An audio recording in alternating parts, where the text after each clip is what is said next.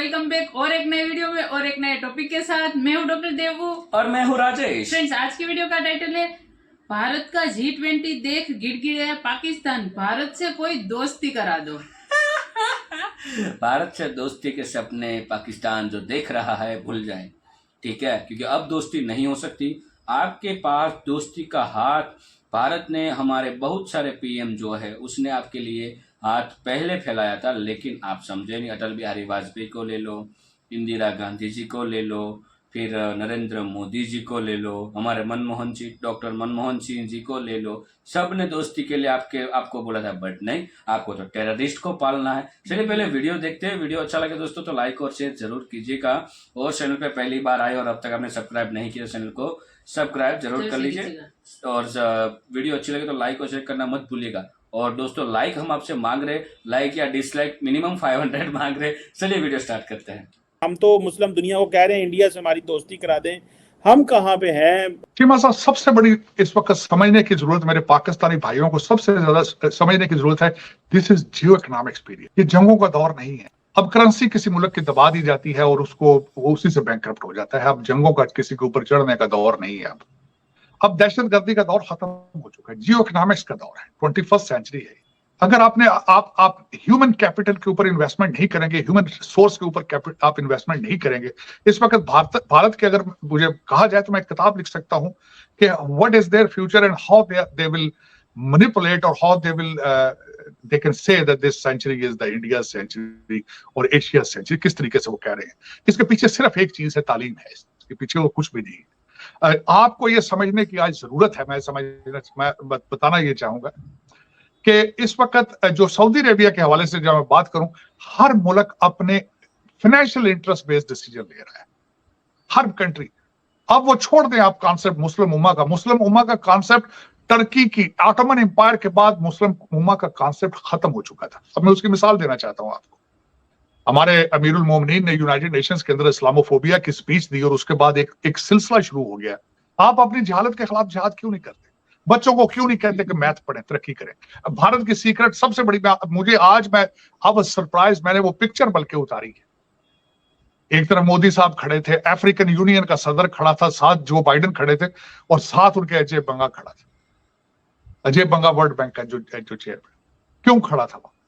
Indian institute of technology ने उसको world bank तक ले गया। मेरे पाकिस्तानी ये क्यों नहीं सीखने की कोशिश करते कि तालीम की वजह से आज एक बंदा जो सर पे पगड़ी पहनता है, जो सिख है, जो एक इंडिया की माइनॉरिटी में से अंदर माइनॉरिटी है, वो आज स्टेज पे खड़ा है। किस वजह से? तालीम की वजह से खड़े। तो मेरे बच्चे क्यों नहीं सीखते? 25 करोड़ लोग ये अपने लीडरों को डिनाई क्यों नहीं करते? जिनके अपने बच्चे लंदन में पढ़ रहे हैं, इनके खिलाफ रिबेलियन क्यों नहीं होते? ये इनसे पूछते क्यों नहीं है कि अगर हमारे साथ खड़ा होना है तो अपने बच्चों को साथ लेके खड़े हो? ये बात क्यों नहीं करते? आज क्या वजह है? मेरे मुल्क के, मेरी मादर मिलत के 25 करोड़ लोग आज गूंगे और बहरे क्यों हो चुके हैं? इनके किस्मतों के फैसले करने वालों के सबके बच्चे लंदन में हैं, और इनको कहा जाता है कि तो ये सियासत नहीं है, जिहाद है। तो ये उनकी बात क्यों नहीं कहते कि नहीं, हमें ये तुम्हारा फेक जिहाद नहीं चाहिए, हमने तरक्की करनी है, हमने अपने मुल्क को संभालना है। ये क्यों आज अपने मुल्क के खिलाफ हरकतें कर रहे हैं? ये पाकिस्तान बचाने की कोशिश क्यों नहीं करते? इन्हें क्यों नहीं बताया जाता कि अगर पाकिस्तान नहीं तो हम कुछ भी नहीं है?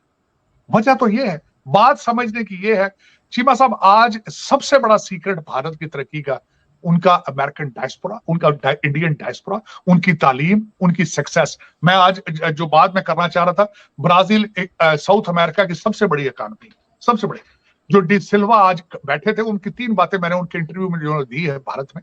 उन्होंने कहा है कि आज सबसे चीपेस्ट स्पेस ट्रैवलिंग जो भारत ने की है, वहां पे ना अमेरिका जा सका है चांद के उस हिस्से पे, ना उसमें रशिया जा सका है, ना चाइना जा सका है। मेरे बच्चे क्यों नहीं ये सुनते बात? मेरे 25 करोड़ लोग, मेरे दोस्त क्यों अंधे हो चुके हैं कि भारत अपनी चांद के उस हिस्से पे लैंड किया है जहां अमेरिका लैंड नहीं कर सका, रशिया लैंड नहीं कर सका वहां पे। तो अगर इनको मैं कहूं कि आप इंडिया का मॉडल देख लें, कुछ सीख लें, ये मेरे खिलाफ ये बातें शुरू करने, कहते हैं ये इराक का एजेंडा है, कहते ये पाकिस्तान बैशिंग करता है। और मैं तो मेहनत ये कर रहा हूं, सीख लो उनसे कुछ यार। मैं तो खुद बहाजिर होकर बाहर बैठा हूं, मुझे तो खुद आपके सिस्टम ने रिजेक्ट करके निकाला है वहां से। लेकिन आप क्यों नहीं सीखना चाहते? आप कितनी नफरत क्यों है भारत के साथ आपकी? हालांकि आपके सर्वाइवल के लिए जरूरी है कि आप भारत के साथ ट्रेड करें। क्यों नहीं इस चीज पे सोचते आप दालें ऑस्ट्रेलिया से मंगा रहे हैं, आप दालें अमेरिका से मंगा रहे हैं, साथ पड़ोस से क्यों नहीं मंगाते? अब मैं उसकी मिसाल देना चाहता हूं। इस वक्त अमेरिका और चाइना दोनों बॉर्डर के ऊपर खड़े हैं, हालते जंग में है, लेकिन ट्रेड उनका पीक पे है। क्या वजह है कि आपकी आंखों पे क्या पट्टी बंधी है? क्या वजह है? आप क्यों नहीं सोचते? यही एक बात है। लेकिन मैं समझता हूं जब तक आप भारत के साथ, बांग्लादेश के साथ, आप ईरान के साथ, अफगानिस्तान के साथ आप ट्रेड नहीं करेंगे, हालात बेहतर नहीं करेंगे, आप आप सरवाइव ही नहीं कर पाएंगे। तरक्की तो बहुत दूर की बात है। बिल्कुल सही कह रहे हैं तार साहब। ये भी बताइएगा, आपने बांग्लादेश का जिक्र किया है, बांग्लादेश के ऊपर अमेरिका काफी सैंक्शंस वगैरह लगाता रहा था। एक और काम हुआ है कि नरेंद्र मोदी ने जो बाइडेन की और हसीना वाजिद की मुलाकात भी करवाई है और कहा यह जाता है कि उस बर्फ पिघलने के बाद जो है बाइडेन साहब जो है हसीना वाजिद और उनकी बेटी के साथ सेल्फियां लेते रहे। तो ये एक तो इंडिया ने ये जो इस तरफ एक्सपेक्ट को डिस्कस कीजिएगा कि इंडिया ने यूएई को बुलाया, इंडिया ने नाइजीरिया को बुलाया, इंडिया ने उसके बाद ओमान को बुलाया, इंडिया ने नेदरलैंड को बुलाया, इंडिया ने मुस्लिम दुनिया पे बड़ा फोकस किया है। और इंडिया की ये जो बांग्लादेश के हवाले से डिप्लोमेसी थी कि उनको अमेरिका के करीब किया है क्योंकि ऑलरेडी चाइना का बड़ा प्रेशर था। तो आप देखते हैं कि इस खित्ते के अंदर तो फिर नरेंद्र मोदी जो है is a mover and shaker कि इफ जिसे वो कहते हैं कि अगर वो बांग्लादेश को अमेरिका की बर्फ पिघला सकते हैं और प्लस इजिप्ट को तारड़ साहब बुलाया और इन ममालिक को सिर्फ बुलाया और बताया कि देखो हम जो है इतने बड़े बड़े लोग हमारे पास आते हैं और अब हम दुनिया में इस तरह देख रहे हैं, हमें दुनिया में इस तरह देखा जाता है। इस एस्पेक्ट डिप्लोमेसी को आप कैसे एनालाइज करेंगे? मैं समझता हूँ चीमा साहब, मैं यहाँ आपको ये भी याद कराना चाहता हूँ कि मोदी साहब बांग्लादेश गए थे तो वहां पे उनको बगैर सूद के कर्जा देकर आए और भी इस तरह के रिलेशनशिप। और दूसरा मैं समझता हूँ कि this is a very good approach. उसकी वजह यह है कि they are bordering with Bangladesh. वहां जब हालात खराब होते हैं तो वहां से फ्लक्स ऑफ रेफ्यूजीज आता है। तो it is very good approach कि बांग्लादेश के हालात बेहतर होंगे तो वो भारत के ऊपर प्रेशर कम आएगा। आपने देखा ही होगा जो हालात वहां पे इस वक्त बंगाल के अंदर होते हैं, कलकत्ता के अंदर जिस तरह के हालात हैं। तो इट्स अ गुड अप्रोच मेरे ख्याल में। और जिस तरीके से, और दूसरा इसमें चीमा साहब देखा जाए अगर, तो जब आप you have to when you आप एक रीजनल पावर बन के उभर रहे हैं तो you have to have a diplomacy with Nepal and the Burmese and all of them. मैं समझता हूं कि पाकिस्तान की तरफ से भी कोई अच्छा स्टेप लेना चाहिए, अच्छी चीजें आगे सामने आनी चाहिए ताकि भारत के साथ रिलेशनशिप ठीक हो। टाइम आएगा, इसमें कोई शक नहीं है।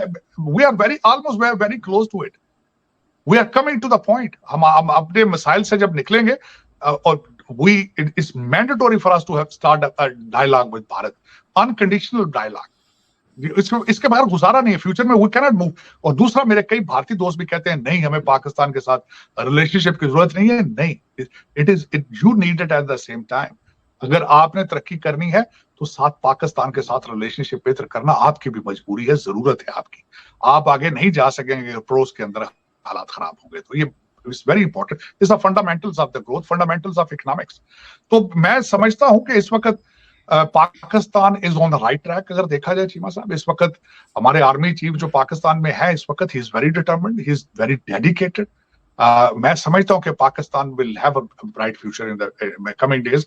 लेकिन भारत के हवाले से मैं ये कहूंगा। सो थैंक यू दोस्तों वीडियो को यहाँ तक देखने के लिए। और लास्ट में जो एक बात हुई थी, जिक्र हुआ था इंडिया का, जिसके अंदर ये बताया गया कि मतलब इंडिया को भी पाकिस्तान की जरूरत पड़ती है फ्यूचर में, मतलब आगे बढ़ने के लिए। देखो उसका विरोध नहीं कर रहे, हम उस बात के साथ सहमत है। इंडिया को भी जरूरत है क्योंकि कई देशों के साथ ट्रेड करने के लिए जो हमें हवाई मार्ग या तो हमें जल मार्ग अपनाना पड़ता है, तो वो उसके अलावा हमें भूमि मार्ग अपनाए तो वो बेहतर रहता है। और खास करके अभी G20 समिट के अंदर जो कॉरिडोर की बात हुई है, करीबन बड़े बड़े 5 कंट्रीज जो है, 5 कंट्रीज के बारे में, तो वो जो कॉरिडोर, इकोनॉमिक कॉरिडोर बनाया जा रहा है वो भी वैसे ही जल मार्ग से बनाया जाएगा। तो यदि पाकिस्तान के साथ रिलेशन होते, दोस्तियां होती, तो एक चीज ये होती कि वो कॉरिडोर पाकिस्तान से निकलता तो पाकिस्तान को भी लाभ होता, अफगानिस्तान को भी लाभ होता और कई सारे कंट्रीज को लाभ होता और सस्ता ट्रेड होता सबके साथ। और पाकिस्तान की भी इकोनॉमी अच्छी होती है, ये बात सही है, उसके लिए मना नहीं है। लेकिन पाकिस्तान में सिखा, बच्चों को भी क्या सिखा, कुछ सीख अच्छी तो दो कि वो जिहादी ना बने, वो टेररिज्म की ओर ना जाए, वो अच्छे साइंटिस्ट बने, वो अच्छे एजुकेटेड होके मतलब डॉक्टर बने, इंजीनियर बने, ताकि आपके देश की तरक्की हो। वो तो आपकी आवाम, आप वहाँ की जो आवाम है ऐसी कोई ट्रेनिंग दी नहीं जा रही है। वहाँ पे मदरसे में पढ़ाया जाता है, हमने वीडियो बहुत सारा देखे, जो मदरसे के जो बच्चे होते हैं उसको साइंस एंड टेक्नोलॉजी के बारे में कुछ पता ही नहीं, कुछ भी नहीं पढ़ा, ठीक है। तो ये सारी चीजें हैं। पहले हमारी जो बच्चे हैं, जो पिछली पीढ़ी है, उसको अच्छे से ट्रेन करेंगे, उसको टैलेंटेड हाँ, बनना पड़ेगा, फिर फ्यूचर में कुछ हो और पाएगा। भारत अभी जो इंडिया इस मुकाम पर पहुंचा है ना, तो उसमें एजुकेशन का बहुत ही बड़ा हाथ है। इतनी सारी एजुकेशन के लिए स्कीम चलाई गई, खास स्कॉलरशिप गवर्नमेंट की ओर से दी गई, सब कुछ किया गया, तब जाके भारत अब ये मुकाम पे पहुंचा है। और ये मुकाम पर पहुंचने के लिए भारत को कई बहुत सारे साल लगे। हम दोनों देश एक मतलब अलग हुए, उसको 75 ईयर हो चुके हैं।